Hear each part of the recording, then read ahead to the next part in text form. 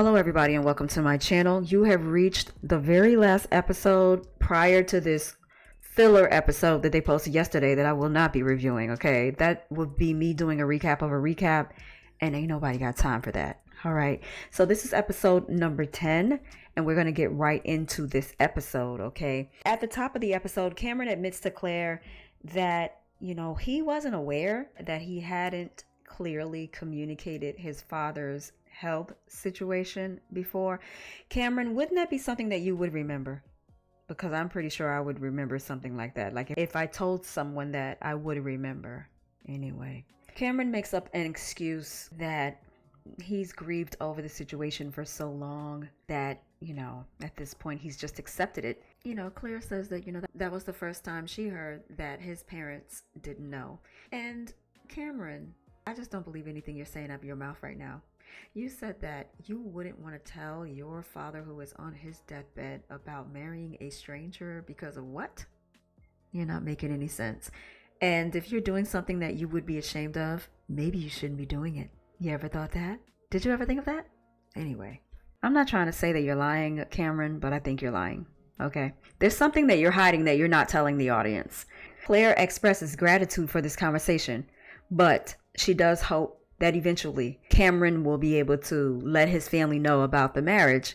Here with Emily and Brennan, Emily apologizes again for her friend's actions. I don't know why you're apologizing. I mean, whatever. Brennan clarifies that he didn't intend to appear defensive, but they were jumping on his back, okay? And I didn't like that either. Emily reassures Brennan that she's on his side. She does not condone her friend's behavior. Becca says that she's trying to be patient because Austin doesn't feel as comfortable as she does with moving forward. However, Becca is becoming a little concerned that they're running out of ways to connect physically, okay? And that it's becoming hard to tell the difference between friends and them being in a marriage. Becca also mentions that she needs her needs to be met in the relationship. All right, so first of all, Cameron and Claire are having a meal, and when I tell you these mother freaking eating noises are driving me freaking crazy.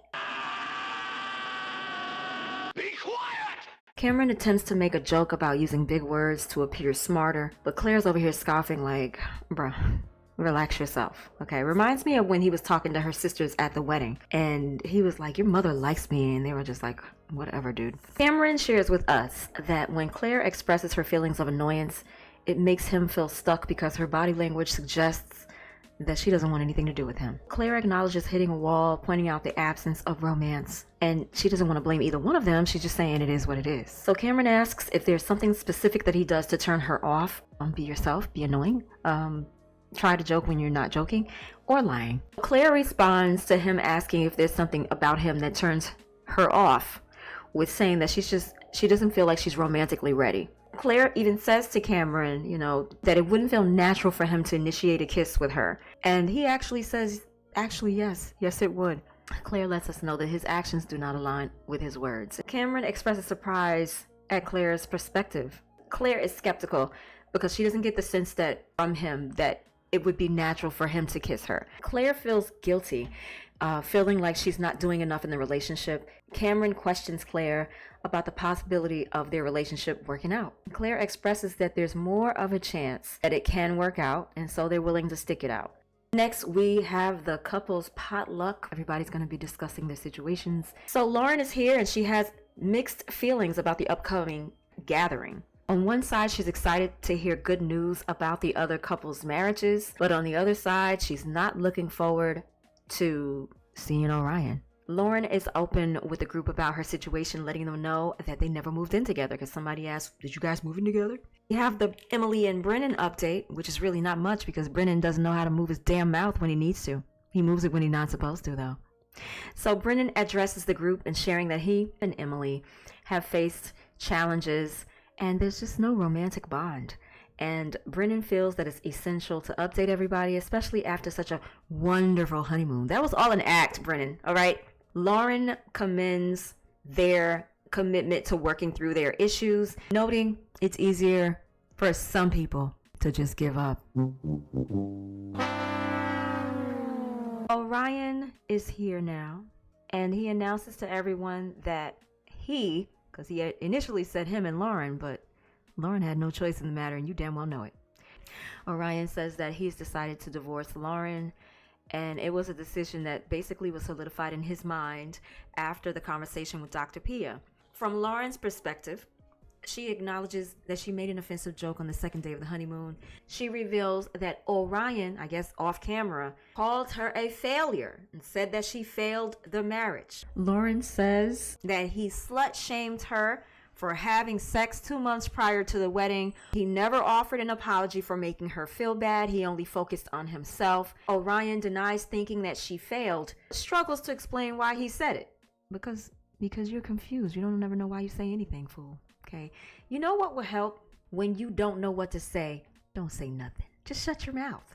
Because if you say something when you don't know what to say, most likely a lie is going to leave your lips. And you know what? You got lying lips, Orion.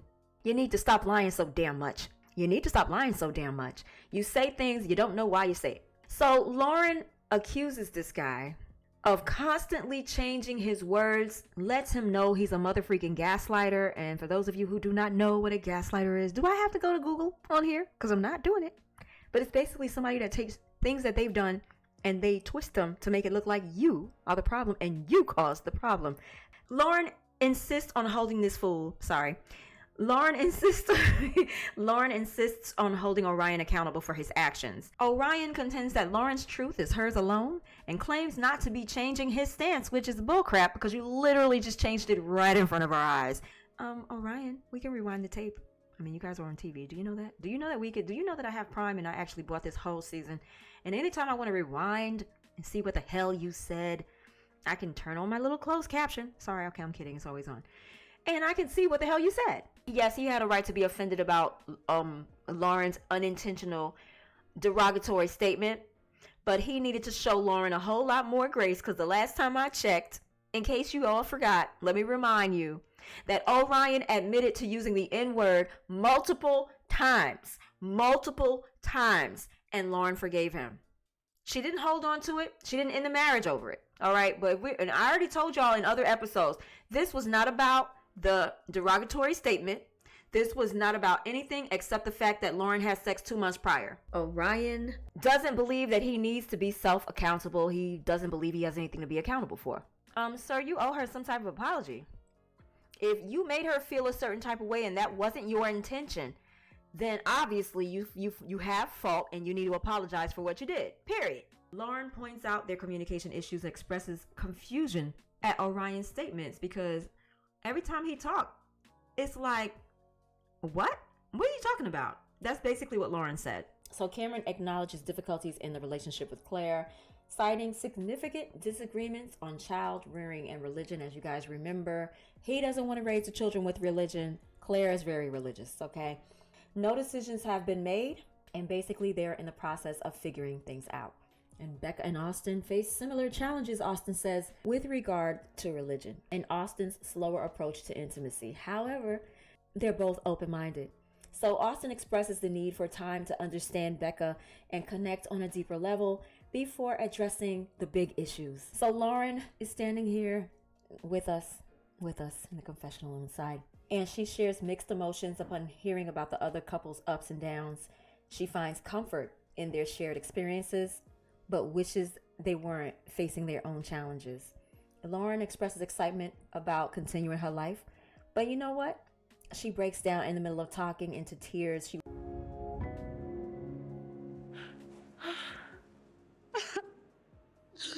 and starts sobbing. And when I tell you guys, I hate seeing people cry. My eyes were so wet. The producer comes out and asks her if she's okay, and she's like, she's all right. And then you see her off on the side crying. Girl, I'm gonna need you to stop crying over this fool.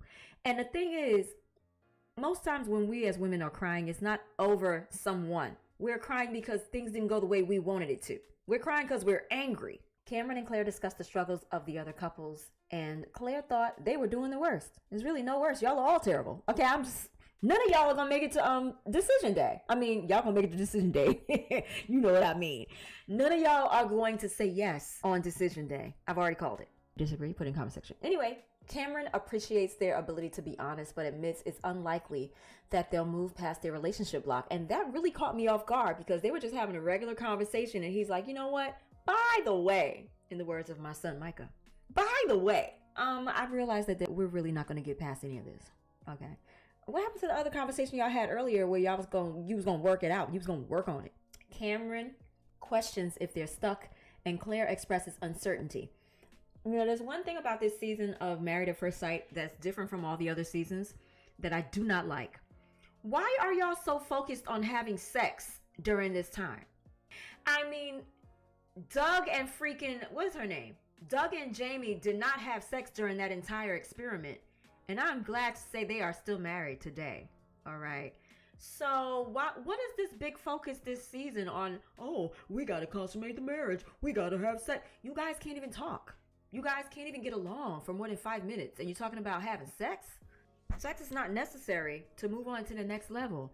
And in Cameron's mind, it is. He's been talking about sex since the wedding night, which is ridiculous.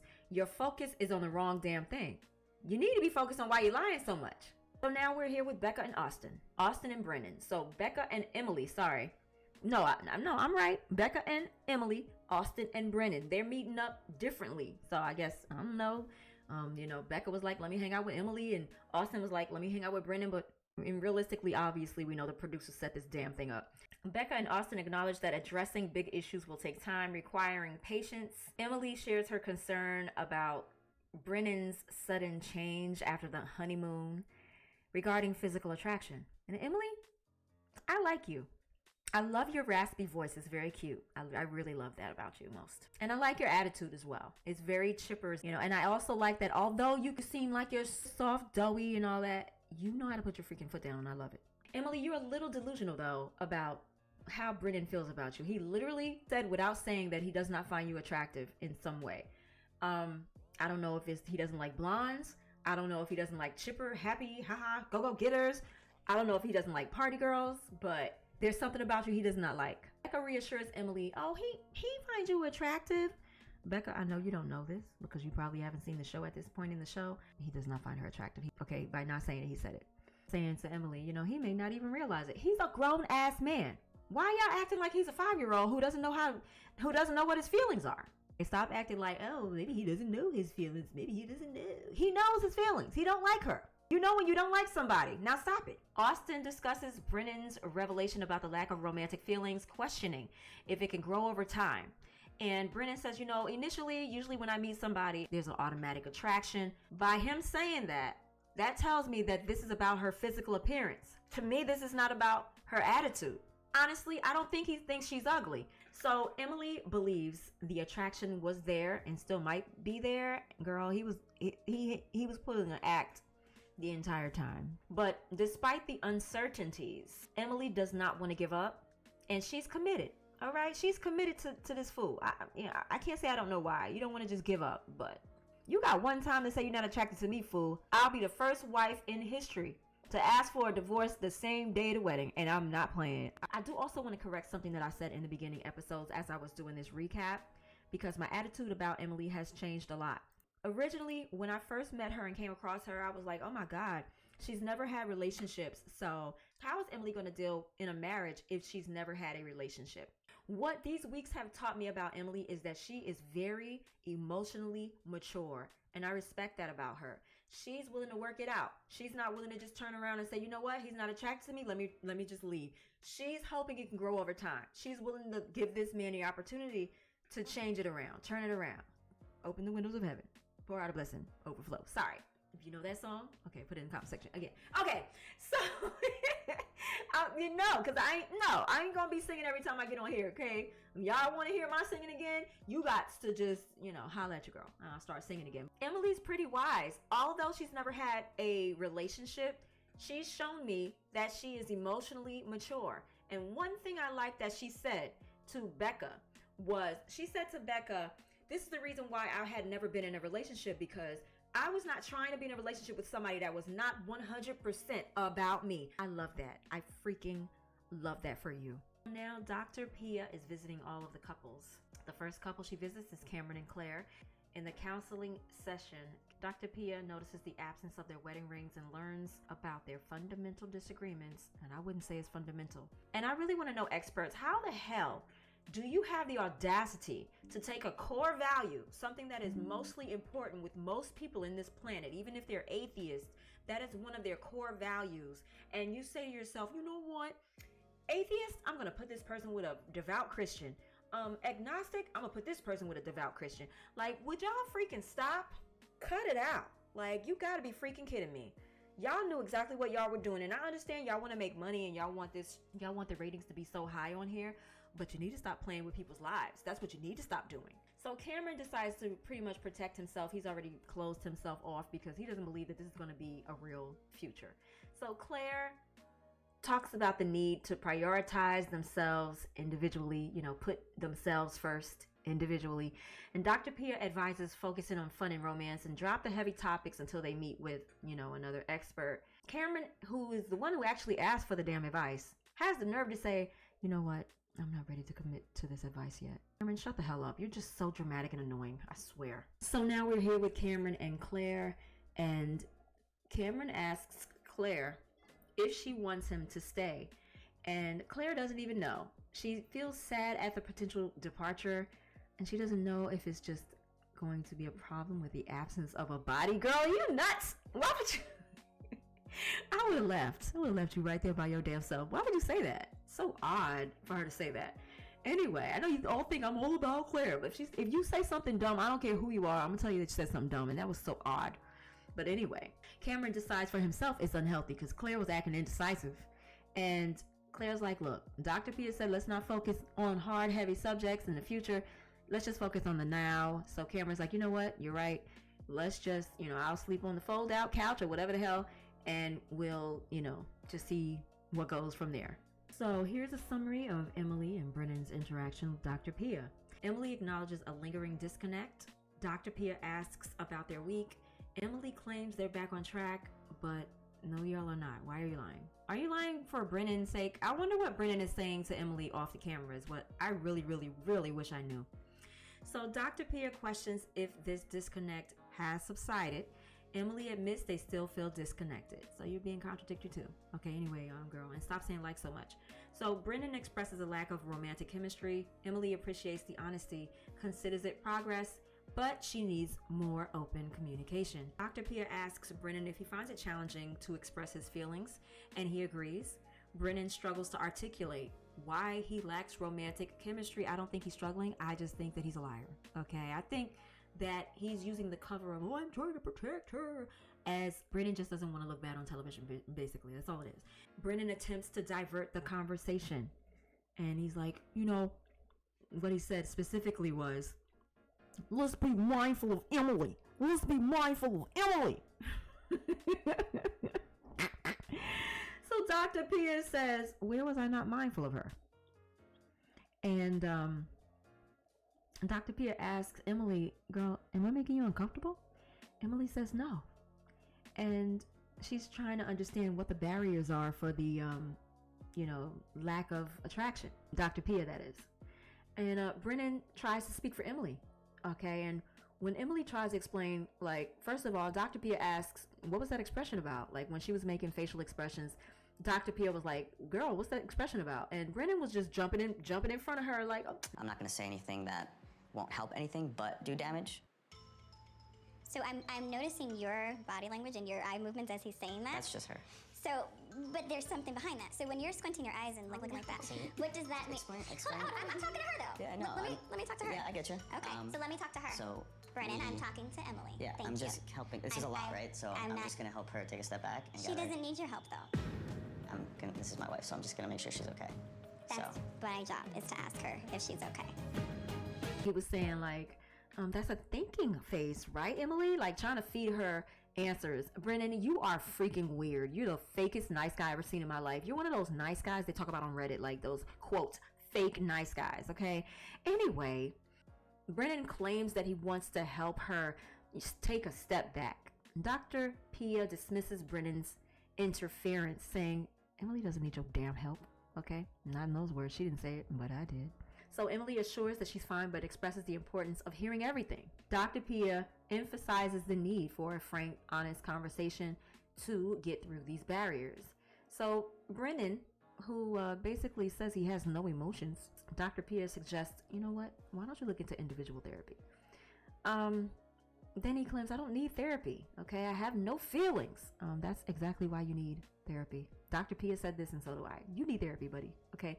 And for somebody that's really like so against therapy, it'd always be the ones that need it the most, I swear. I'm not even playing. It's crazy. That interaction made me so uncomfortable. It just made me see Brennan as the most fake nice guy I've ever seen in my life, and he was just being so controlling, trying to talk for Emily. And Dr. Pia was like, I don't need your freaking help. That's my job. I don't know why you're over here. Oh, I'm trying to protect my wife. I'm trying to protect my wife. You're trying to protect yourself, Brennan. Every time I see Brennan's face, it makes me want to puke. I can't believe I used to have a crush on him. Ew, a TV crush. Don't even try it, okay? I did not want to get in this man's pants. No, thank you. But anyway, Emily feels very positive about the counseling session that they had with Dr. Pia, but Brennan is confused about why was there so much focus on his emotions, okay? Emily suggests to Brennan, I believe you have more feelings, you just don't know what they are. And Brennan says, you have more feelings for? Like he has more feelings for whom? Brennan, I thought you wasn't trying to hurt her feelings and you was trying not to be rude or disrespectful, because that was disrespectful. You're such a liar. Anyway, the tension rises in that scene all of a sudden, and Emily is perplexed. She's looking around at the producers like, come rescue me please, because he's freaking crazy. Brennan claims that Emily hasn't brought up serious topics yet. She did, and you chose not to answer it about the attraction thing. Yeah, you chose not to answer that. The discussion escalates. Emily walks to put something in the dishwasher, I guess. I don't know. Brennan offers a half-hearted fake apology.